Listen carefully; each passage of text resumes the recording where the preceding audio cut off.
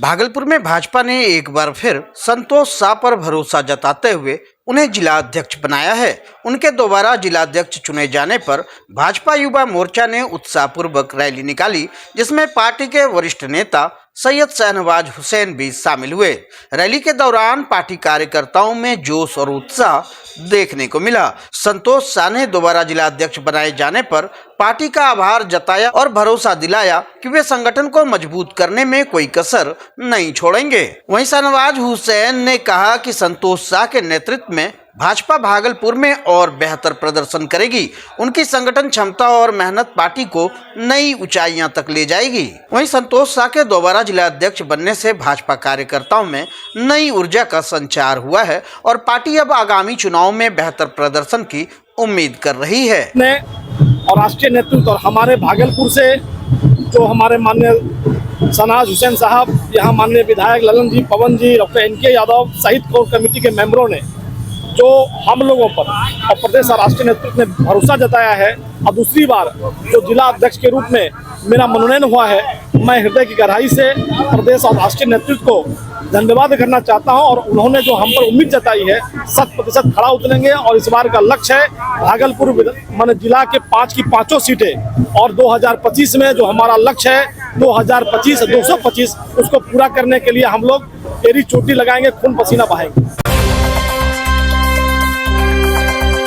HMPV virus को लेकर भागलपुर का स्वास्थ्य विभाग और सदर अस्पताल अलर्ट मोड में है। हाल के दिनों में इस वायरस के बारे में जानकारी फैलने से लोगों में सतर्कता बढ़ी है। खासतौर पर छोटे बच्चे वाले परिवार अधिक सतर्क हो गए हैं। हालांकि राहत की बात यह है कि भागलपुर में अब तक इस वायरस से संक्रमित कोई मरीज नहीं मिला है। सदर अस्पताल के प्रभारी चिकित्सा पदाधिकारी डॉक्टर राजू कुमार ने लोगों से अपील की है कि घबराने के बजाय सतर्क रहे और स्वास्थ्य से जुड़ी सभी एहतियात बरते। कल स्वास्थ्य विभाग बिहार सरकार की तरफ से एक आई है भी, जिसमें वो हम लोग कहते हैं ह्यूमन मेटानिमो वायरस कहते हैं, जो कि खासकर बच्चों के लिए बोला गया एहतियात बरतने के लिए कि 2 साल से कम बच्चे और जो बूढ़े हैं जिनकी इम्यूनिटी थोड़ी कमज़ोर है, तो उनको खासकर ध्यान देना है और पब्लिक वाले भीड़ भाड़ वाले जगह में नहीं जाना है।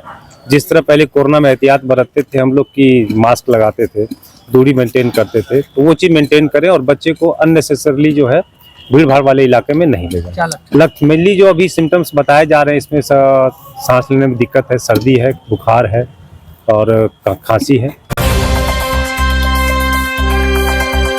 भागलपुर पहुंचे बिहार सरकार के गन्ना एवं उद्योग मंत्री कृष्णनंदन पासवान ने विपक्ष के नेता तेजस्वी यादव और जनसुराज के संस्थापक प्रशांत किशोर पर तीखा हमला बोला।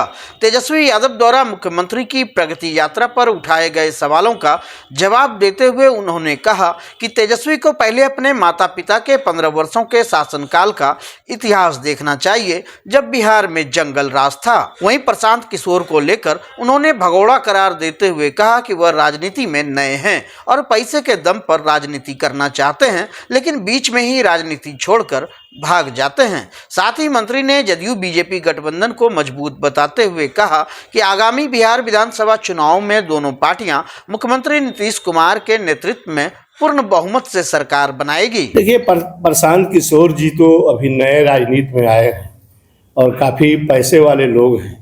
वो पैसे के बल पर चाहते हैं राजनीति करना, तो पैसा होना अलग चीज है, राजनीति करना अलग चीज है। सस्ती लोकप्रियता हासिल करने के लिए वो छात्रों के साथ कूद जाते हैं और छात्रों के साथ हर तरह से कसमें खाते हैं कि हम साथ रहेंगे। और जब छात्रों से पुलिस छात्रों को आग्रह करती है कि आप लोग हट जाइए, तो झोंका झोंकी जो भी हुआ उसमें प्रशांत किशोर जी भाग जाते हैं। तो राजनीति में भागना और राजनीति में भगोड़ा की तरफ भाग जाना, जनता कभी प्रशांत किशोर पर विश्वास नहीं करेगी। भागलपुर के नवगछिया अनुमंडल अस्पताल के आसपास फर्जी तरीके से चल रहे अल्ट्रासाउंड और एक्सरे सेंटरों पर SDM ऋतुराज प्रताप सिंह ने बड़ी कार्रवाई की औचक निरीक्षण के दौरान 7 क्लिनिकों में गंभीर अनियमितता पाई गई, जिनमें रजिस्टर, लाइसेंस और योग्य कर्मचारियों का अभाव था। निरीक्षण में शिवा डायग्नोसिस सेंटर, मां अल्ट्रासाउंड, नयन ultrasound, Sanjeev Kumar Das nursing home और चित्रा पैथोलॉजी सहित कई सेंटरों में नियमों का उल्लंघन सामने आया। शिवा डायग्नोस सेंटर में ना तो कोई रजिस्टर था और ना ही योग्य कर्मचारी। जब सिटी स्कैन कर रहे प्रिंस कुमार से योग्यता पूछी गई तो उन्होंने बताया कि वह अभी पढ़ाई कर रहा है। इस पर एसडीएम ने नाराजगी जताई और बिना लाइसेंस के जांच संचालन पर कड़ी फटकार लगाई। एसडीएम ऋतुराज प्रताप सिंह ने बताया कि बिना लाइसेंस और प्रशिक्षित कर्मचारियों के संचालन और मरीजों से तय शुल्क से अधिक वसूली करने वालों के खिलाफ सख्त कार्रवाई की जाएगी। यह स्वास्थ्य सेवाओं से खिलवाड़ है। वहीं मरीजों ने बताया कि अल्ट्रासाउंड के लिए 1400 रुपए लिए जाते हैं, लेकिन रसीद नहीं दी जाती। जब संचालकों से दस्तावेज मांगे गए तो वे कुछ भी प्रस्तुत नहीं कर सके।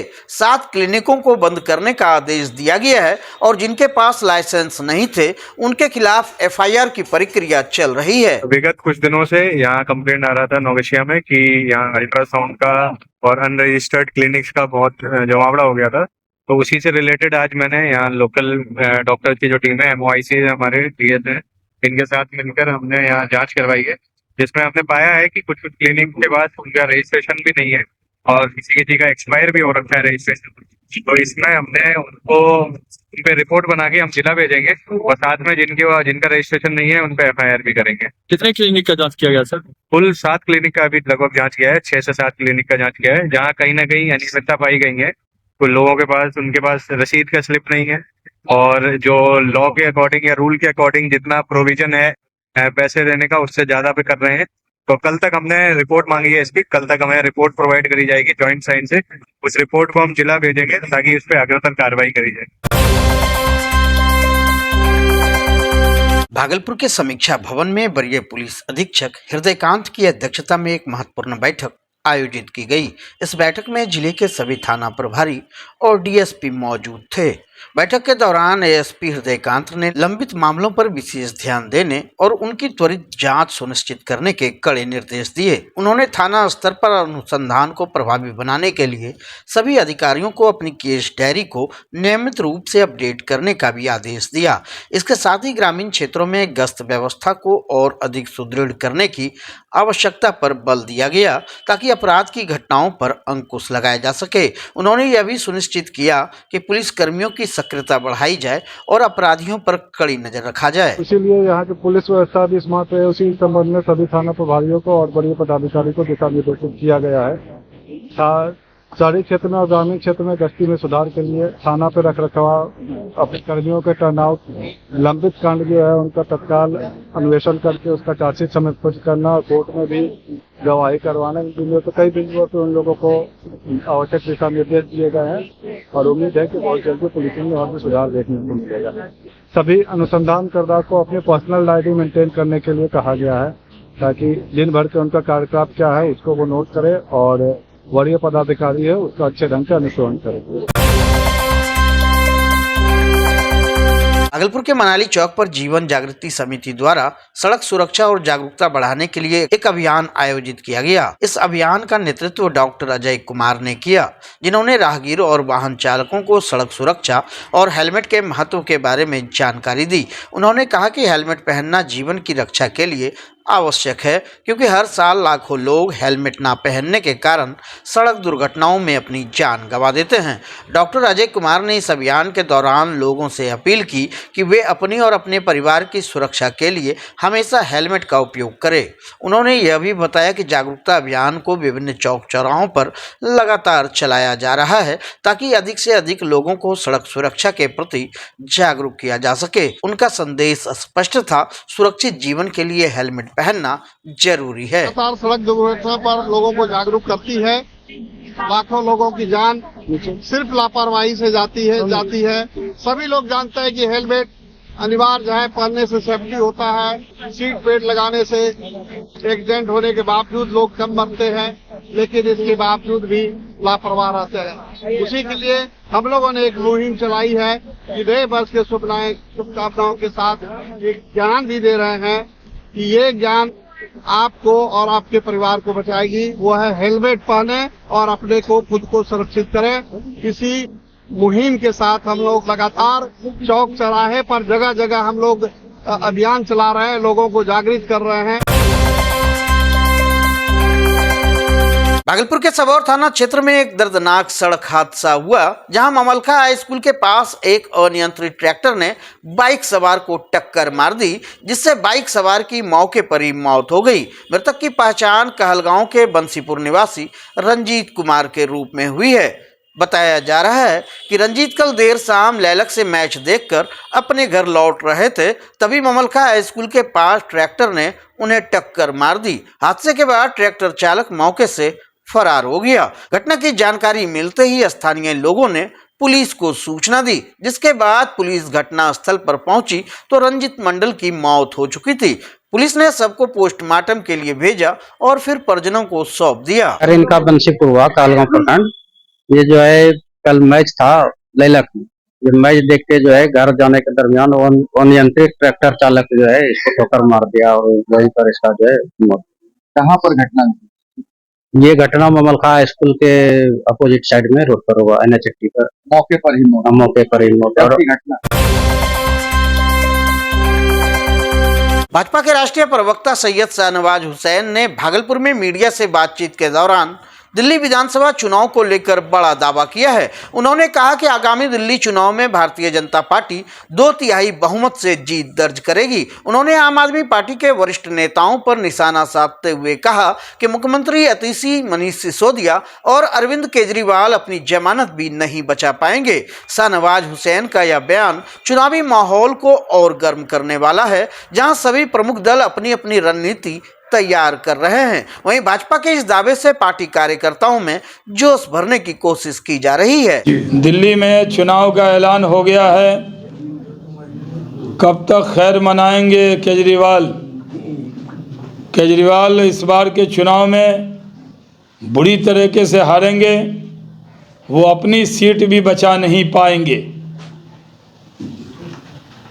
3 लोगों का हारना एकदम तय है, आतिशी मरलीना, मनीष सिसोदिया और अरविंद केजरीवाल। ये तीनों विधानसभा का मुंह नहीं देख पाएंगे। दिल्ली के लोगों को ठगने का काम किया। अरविंद केजरीवाल ये कहकर आए थे, बड़ी बड़ी बात की थी, बात बनाने वाले लोगों के बात में दिल्ली की जनता 10 साल 15 साल तक पिसती रही। भागलपुर का कतरनी चूड़ा अपनी अनूठी खुशबू और स्वाद के कारण न केवल बिहार बल्कि देश विदेश में भी मशहूर है। इस विशेष चूड़ा को तैयार करने के पीछे किसानों और मिल मजदूरों की कड़ी मेहनत होती है। कतरनी धान की फसल उगाने में किसानों को जहां कठिन परिश्रम करना पड़ता है, वहीं चूड़ा बनाने की प्रक्रिया में मिलों में कई दिनों तक मेहनत लगती है। इन सब प्रयास के बाद भागलपुर का प्रसिद्ध कतरनी चूड़ा बाजार तक पहुंचता है। इस चूड़े की बढ़ती मांग के कारण बांका, मुंगेर और पड़ोसी राज्य झारखंड और पश्चिम बंगाल से लोग भागलपुर आकर इसकी खरीदारी करते हैं। इसकी विशिष्टता को ध्यान में रखते हुए भारत सरकार ने वर्ष 2017 में कतरनी चूड़ा को GI टैग प्रदान किया, जिससे इसकी पहचान और प्रतिष्ठा को एक नई ऊंचाई मिली। चूड़ा दुकानदार चंदन कुमार ने बताया कि कतरनी चूड़ा की मांग त्योहारों और खास अवसरों पर काफी बढ़ जाती है। इसकी खुशबू और गुणवत्ता इसे अलग बनाती है। वहीं ग्राहक शुभम कुमार ने बताया कि हम हर साल विशेष तौर पर कतरनी चूड़ा लेने भागलपुर आते हैं। इसका स्वाद और महक किसी और चूड़ा में नहीं मिलती। भागलपुर के बरारी थाना क्षेत्र में एक दर्दनाक सड़क हादसे में घायल बुजुर्ग की इलाज के दौरान मायागंज अस्पताल में मौत हो गई।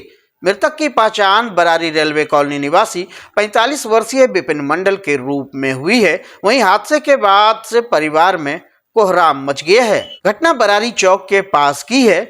जब विपिन मंडल अपनी साइकिल से सामान खरीदने के लिए दुकान जा रहे थे, तभी एक तेज रफ्तार बाइक सवार ने उन्हें टक्कर मार दी और मौके से फरार हो गया। जिसके बाद आसपास के लोगों ने तत्काल परिजनों को सूचित किया और घायल अवस्था में उन्हें मायागंज अस्पताल पहुंचाया, जहां गंभीर चोटों के कारण इलाज के दौरान उनकी मौत हो गई। बताया जा रहा है कि मृतक के परिवार में पहले ही उनकी पत्नी का देहांत हो चुका था और अब पिता की मौत के बाद दोनों बेटियों का रो रो कर बुरा हाल है। घटना के बाद अन्य रिश्तेदार भी अस्पताल पहुंचे, जहां चीख पुकार मची रही। इधर से साइकिल से जा रहा था, उधर से बाइक वाला के ठोक दिया। कहाँ का था बाइक वाला? बरारिये का था, पकड़ाया? नहीं पकड़ा, वो चला गया। कहाँ जा रहा था इस साइकिल से? साइकिल से दुकान कोई सामान लेने जा रहा। अच्छा, इधर से बाइक वाला आया, ठोक दिया। कब का घटना? ये 8:30 बजे, कब? कल रात में, शाम में 8:30 बजे।